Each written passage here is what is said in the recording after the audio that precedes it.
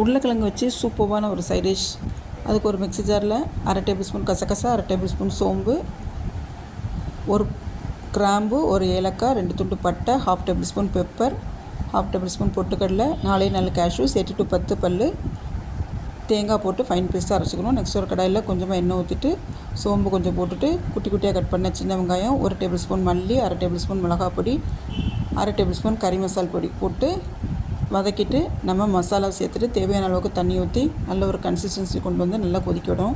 எனக்கு டைம் ஆகிடுச்சு, சீக்கிரமாக செய்யணும். அதுக்காண்டி உப்பு போட்டு டக்குன்னு இதை என்ன பண்ணேன், குக்கரில் மாற்றிட்டு ஒரு பெரிய பழுத்து தக்காளி கட் பண்ணி போட்டுட்டு பாயில் பண்ண உருளைக்கிழங்க மசிக்காமல் அப்படி உள்ளே போட்டுட்டு ஒரு 2 விசில்ஸ் வச்சு எடுத்துகிட்டு இறக்குன பிறகு மல்லி இலை தூவிட்டு சர்வ் பண்ணி பாருங்கள். டேஸ்ட் அட்டகாசமாக இருக்கும்.